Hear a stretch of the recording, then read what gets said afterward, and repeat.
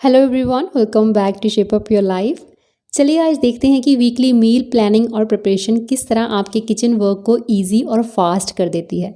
क्योंकि डेली ये सोचना कि कब क्या बनेगा और उसके साथ डेली वही बोरिंग छोटी छोटी प्रिपरेशन में लगने वाला टाइम आप सेव कर सकती हैं और उस सेव टाइम को अपना मी टाइम भी बना सकती हैं। तो पहली चीज़, आपके पास दो ही ऑप्शंस हैं। या तो आप वीकली मेन्यू प्लान करने के बाद शॉपिंग करें या फिर मेरी तरह अवेलेबल चीज़ों के साथ मील प्लान करें। ग्रॉसरी शॉपिंग हम मंथली करते हैं, जिससे ऑलमोस्ट सारी ही चीज़ें मेरे पास अवेलेबल रहती हैं। वेजिटेबल शॉपिंग वीकली होती है और वो मेरे हस्बैंड करते हैं, तो उसी के अकॉर्डिंग मैं अपना वीकली मेन्यू रेडी कर लेती हूँ। संडे 2 से ढाई घंटे का वक्त लगता है कुछ ज़रूरी प्रिपरेशन करने में, जिससे पूरा वीक आप अपने सभी मील्स 30 मिनट से भी कम टाइम में रेडी कर सकते हैं। एक नहीं, इन प्रिपरेशंस के साथ आप 30 मिनट्स में 2 या 3 मील्स भी रेडी कर सकते हैं। तो पूरा वीक इजी और फास्ट कुकिंग के लिए संडे को जो प्रिपरेशंस आपको ज़रूरी कर लेनी चाहिए, उनमें से है वाइट चना, ब्लैक चना और राजमा। इन तीनों चीज़ों को आप सोक करें, उसके बाद बॉयल करके इनको फ्रीज़ करके रखें। पिछले 5 साल से मैं इस रूटीन को फॉलो कर रही हूँ। मेरे फ्रीज़र में हमेशा कुछ ना कुछ ऐसा फ्रीज़ किया हुआ पड़ा रहता है, जिससे ज़रूरत पड़ने पर मैं कभी भी कुछ भी बना सकती हूँ। इन्हें फ्रीज़ करने के लिए मैं आपको एक टिप दूंगी। जब भी आप किसी कंटेनर में इनको फ्रीज़ करने के लिए रखें, तो 2 से 3 घंटे में 2-3 बार इनको शेक कर लें, जिससे कि इनके दाने आपस में स्टिक नहीं होंगे और आपको जितना भी मटेरियल यूज़ करने के लिए चाहिए होगा उसे आप इजीली निकाल सकते हैं। और कोई लिमिट नहीं है कि आप इन सब चीज़ों का इस्तेमाल किस किस तरह से कर सकते हैं। बट चलिए 1 या 2 ऑप्शन मैं आपको बताती चलूँगी। ब्लैक चना का इस्तेमाल आप ग्रीन सैलेड में कर सकते हैं, जिससे उसकी न्यूट्रिशन वैल्यू और बढ़ जाएगी। साथ ही आप इससे आलू चना चाट बना सकते हैं, जिसके लिए आपको सिर्फ एक छौंक लगाना है जीरे का। आलू डाल के साथ में आप चना डाल देंगे, चाट मसाला डालिए, पाव भाजी मसाला डालिए, नमक डालिए, रेड चिली पाउडर डालिए और आपकी बहुत ही टेस्टी टी टाइम के लिए चना चाट रेडी हो जाती है। जितना अमाउंट भी आपको चाहिए उतना फ्रीजर से निकाल के उसमें थोड़ा सा गर्म पानी डालिए, छन्नी में डाल के थोड़ा पानी निकलने दें। उसके बाद जो आपका मन चाहे आप बना सकते हैं। घर में अचानक से गेस्ट आ जाएं, आपके पास व्हाइट चना अवेलेबल है, झट से निकालिए, 10 मिनट में खाना रेडी कर दीजिए। व्हाइट चना के साथ आप चना चाट बना सकते हैं, चना टिक्की बना सकते हैं, या फिर अपने लिए कोई हेल्दी ब्रेकफास्ट बनाना हो, जैसे उसमें कैप्सिकम ऐड कीजिए, प्याज ऐड कीजिए, नमक और मिर्च डालिए, चना डाल दीजिए और आपके पास protein rich healthy breakfast ready हो जाता है। इसी तरह से राजमा का इस्तेमाल आप लंच या डिनर में तो कर ही सकते हैं। राजमा सैलेड भी बना सकते हैं अपने लिए। राजमा के रोल बहुत अच्छे बनते हैं। बच्चों को जब भी भूख, आप झट से उनको एक हेल्दी राजमा रोल बना के दे सकते हैं। राजमा रोल बनाने के लिए फटाफट से प्याज और टमाटर का एक पेस्ट रेडी कर लीजिए। उसमें नमक डालिए, हल्दी डालिए, इसे डालिए पिज्जा सीजनिंग, राजमा डाल दीजिए। रोल के लिए राजमा फिलिंग रेडी है। थोड़ी सी वेजिटेबल सॉटे कीजिए और बस बन गया राजमा रोल।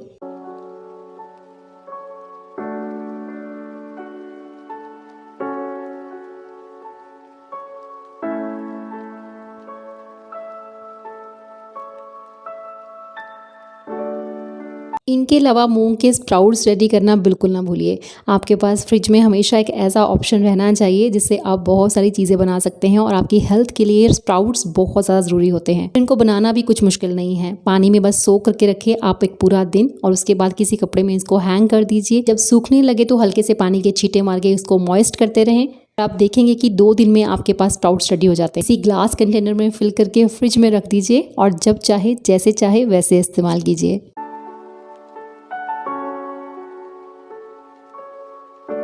आप चाहें तो स्प्राउट्स को स्टीम करके खा सकते हैं, जीरा और प्याज का छौंक लगा के भी खा सकते हैं, या फिर इस तरह उसको सैलेड में ऐड कर सकते हैं। आप सभी जानते हैं कुलदीप जी को सैलेड बनाने का बहुत शौक, और अगर उनको फ्रिज में स्प्राउट्स नजर आ जाएं तो फिर डेली आपको स्प्राउट सैलेड ही खाना पड़े। इसके अलावा जब चाहे आप एक हेल्दी स्प्राउट सैंडविच रेडी कर सकते हैं।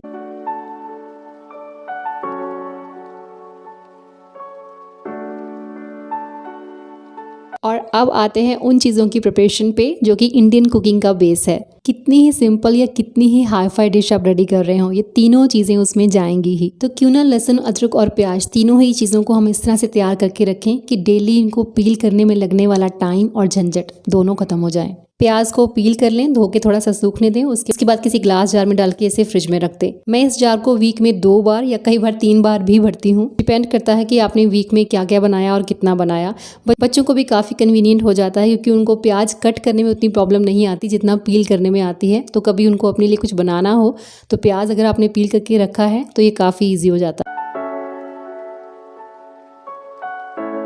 तरह से बहुत सारे लहसुन अदरक को भी आप पील करके उसका पेस्ट रेडी करके रखें। आप ये समझ लीजिए कि ये चीज़ आपके लिए बहुत ज़्यादा ज़रूरी है कि हर मील के लिए बार बार इनको पील करना बहुत ज़्यादा टाइम ले जाता है। इनको ग्राइंड करते वक्त थोड़ा सा इसमें सॉल्ट डालें, थोड़ा सा ऑयल भी डाल दें, तो आपका लहसुन अदरक का पेस्ट काफ़ी टाइम तक खराब नहीं होता और ना ही इसका कलर चेंज होता। तकरीबन 10 से 15 दिन तक आप आराम से इसको फ्रिज में रख के यूज़ कर सकते हैं।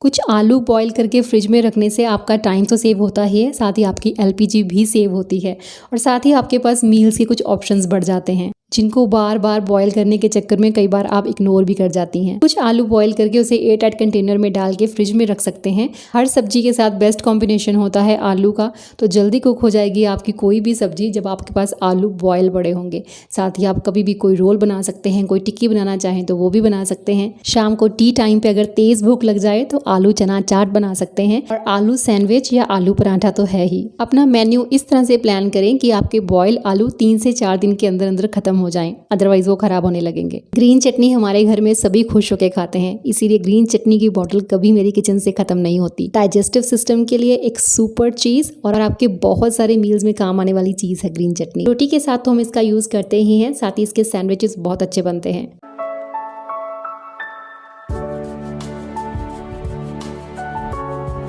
एक आप अपने पास बना के रखिए सैलेड मसाला। कोई भी और चीज़ आपको सैलेड में डालने की ज़रूरत नहीं पड़ेगी अगर आपके पास ये सैलेड मसाला अवेलेबल हो। ये रेसिपी मुझे मेरी मम्मा ने दी थी, तो इसके लिए आपको चाहिए होंगे कुछ लौंग मसाले के पत्ते, कुछ पुदीना पत्ता, कुछ लहसुन चाहिए, हरी मिर्च चाहिए, थोड़ा सा काला नमक और साथ में थोड़ा सा सफ़ेद नमक।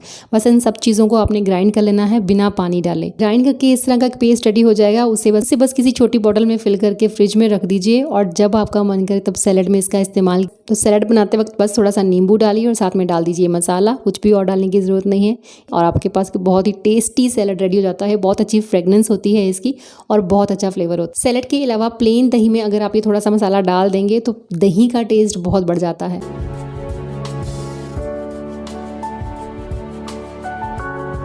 मेरे बच्चों की तरह अगर आपके बच्चे दूध पीने में या ड्राई फ्रूट खाने में आनाकानी करते हैं तो ये चीज़ हम ज़रूर बनाएंगे जिससे आपकी दोनों ही प्रॉब्लम सॉल्व हो जाएंगी। तो दूध में डालने के लिए एक पाउडर हम बना के रख लेंगे जिससे चाय या कॉफ़ी पीने वाले बच्चे दूध पीने लगेंगे और पूरा वीक आपको ये सोचना नहीं पड़ेगा कि बच्चों को शाम को कौन सा ड्रिंक दें। जिसके लिए बादाम, अखरोट, पिस्ता और मग्स, जैसे कि हम मेलन सीड भी कहते हैं, तो इन चारों चीज़ों को हमने लो फ्लेम पे रोस्ट करना है ताकि इनका मॉइस्चर निकल जाए और उसके बाद इनको साइड निकाल देंगे। लेकिन लो फ्लेम पे ही हम 30 सेकेंड तक रोस्ट करेंगे। काली मिर्च के कुछ दाने, कुछ इलायची के दाने और साथ ही सौंफ। उसके बाद सबसे पहले हम ड्राई फ्रूट को ग्राइंड कर लेंगे, तो इसका एक पाउडर हमने बना लेना है। आप इनको स्लोली ग्राइंड कर उन्हें निकाल लीजिए। उसके बाद मैंने डाली है इसमें 1.5 कटोरी चीनी और साथ ही इसमें डाल देंगे हम इलायची के दाने, काली मिर्च के दाने और साथ ही सौंफ। इसके अलावा हम इसमें डालेंगे कुछ जायफल जिसको मैंने थोड़ा सा घिस लिया है, उसका पाउडर बना लिया है। साथ ही डालेंगे थोड़ा सा दालचीनी का पाउडर और थोड़ा सा हल्दी पाउडर। ये क्वांटिटी आप अपने बच्चों के हिसाब से। मेरे बच्चे दूध नहीं पियेंगे अगर ये फ्लेवर ज़्यादा हो गया तो बस इन सब चीज़ों को भी अच्छे से पीस के इनका पाउडर बना लें। ड्राई फ्रूट का पाउडर और बाकी मसालों का पाउडर इनको आपस में मिक्स कर दीजिए और किसी ग्लास जार में फिल करके रख लीजिए। इनको आपको फ्रिज में रखने की ज़रूरत नहीं है, इनकी शेल्फ लाइफ काफ़ी अच्छी होती है। वार्म मिल्क में 1 टेबलस्पून इस पाउडर का डाल दीजिए। बहुत अच्छा फ्लेवर होता है, आपके बच्चों को काफ़ी पसंद आएगा और इससे उनकी मेमोरी शार्प होगी और दिमाग तेज़ होगा।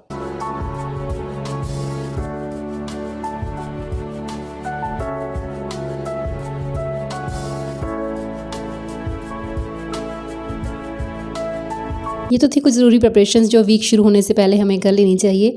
वेजिटेबल्स की अगर मैं बात करूँ तो पूरे वीक के लिए वेजिटेबल्स मैं काट के नहीं रखती हूँ, तो जो मुझे नेक्स्ट डे बनाना है उसको मैं एक रात पहले काट के फ्रिज में रख लेती हूँ, जिससे नेक्स्ट डे चॉपिंग में लगने वाला टाइम बच जाता है।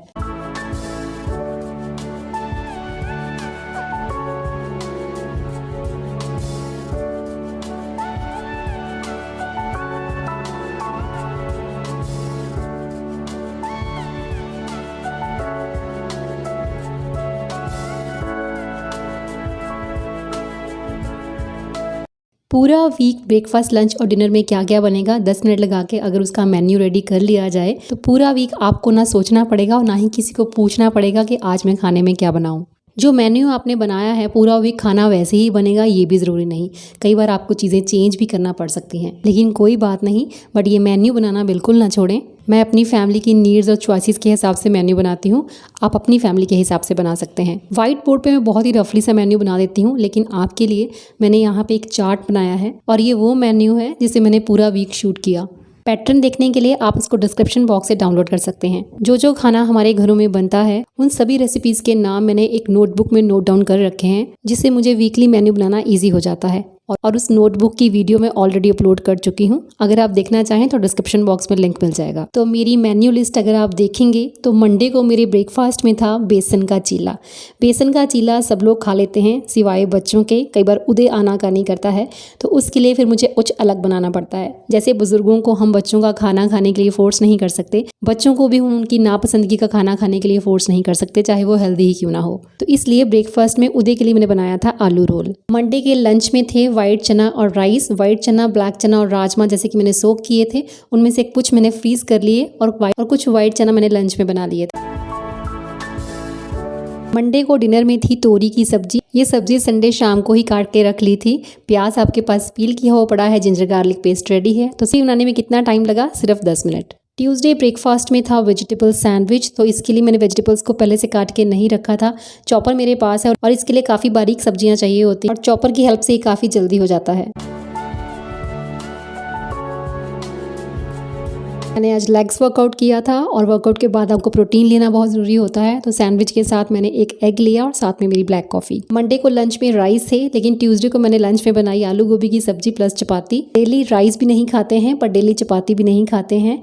कॉम्बिनेशन कुछ इस तरह से चलता है, कभी राइस तो कभी चपाती। अगर दोपहर को सूखी सब्जी बनी है तो रात को दाल बनेगी, अगर दोपहर को दाल बनी है तो रात को सूखी सब्जी बनेगी। तो दोपहर को बनी थी आलू गोभी और रात को मैंने बनाई येलो दाल, जो कि मेन्यू में भी थी, लेकिन येलो दाल के साथ मुझे भिंडी काफ़ी अच्छी लगती है तो मैंने थोड़ी सी भिंडी भी बनाई।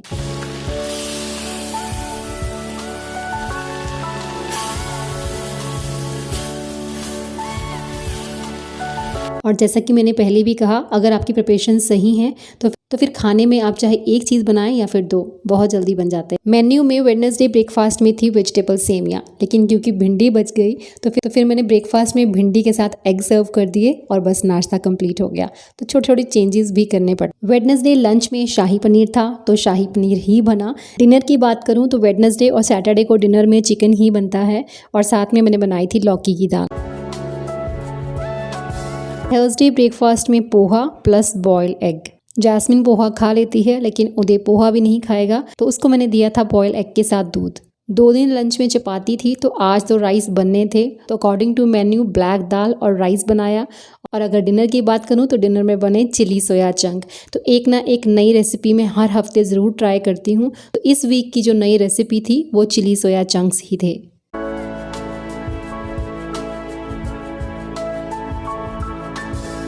फ्राइडे के ब्रेकफास्ट में कद्दू की सब्जी थी और रोटी थी, लेकिन बच्चे कद्दू की सब्जी नहीं खाएंगे, उनके लिए फिर मैंने बनाए थे राजमा रोल। तो वही बात है कि अगर आपके पास चीज़ें रेडी हैं तो आप जब चाहे जो चाहे बना सकते हैं, क्योंकि प्रिपरेशंस की वजह से आपके पास ऑप्शंस की कमी नहीं होगी। लंच पे पड़ी थी आलू शिमला मिर्च और साथ में दही था। दही या रायता आप कुछ भी बना सकते हैं। दही, रायता या सैलड, ये चीज़ें आपके मील के साथ होनी ही चाहिए। शिमला मिर्च आलू बनाते वक्त अगर आपके आलू बॉयल हैं तो सब्जी 10 मिनट में रेडी हो जाएगी। According to menu Friday dinner में थी मूंग छिलका दाल, तो मैंने मूंग छिलका दाल ही बनाई थी। तो मेरा मेन्यू आपको हमेशा इसी तरह से देखने को मिलेगा। अगर दोपहर को सूखी सब्जी है तो रात को दाल बनेगी। तो दोपहर को आलू शिमला मिर्च थे तो रात को बनी है मूंग दाल। सैटरडे ब्रेकफास्ट में एग ब्रेड थे। मम्मा एग ब्रेड नहीं खाएंगे तो मम्मा के लिए मैंने ओट्स बनाए थे, बाकी सब लोगों ने एग ब्रेड खाया। तो अगर मैं लंच की बात करूं तो लंच में मैंने लौकी कोफ्ता की सब्जी बनाई थी। तो कई बार हमें लगता है कि कोफ्ता बनाना बहुत झंझट का काम है, लेकिन एक साइड पे आप कोफ्ता बनाएं और दूसरी साइड पे आप उसके लिए तड़का रेडी, तो आप देखेंगे कि जब तक आपके कोफ्ताज रेडी होंगे तब तक दूसरी साइड ग्रेवी भी रेडी हो जाएगी। ग्रेवी को मैं केसरोल में डाल के रख देती हूँ। खाने से 15-20 मिनट पहले ही उसमें कोफ्ता ऐड करती हूँ। अगर पहले ही कर दें तो कोफ्ता सारी ग्रेवी को अब्जॉर्व कर लेते हैं। तो सैटरडे है, सैटरडे को डिनर में ऑब्वियसली चिकन बनेगा। तो इस सैटरडे मैंने बटर चिकन बनाया और आफ्टर लंच में चिकन को मैरिनेट करके रख देती हूँ, क्योंकि जितना पहले आपने चिकन मैरिनेट किया हो उतना ही वो ज़्यादा अच्छा बनता है।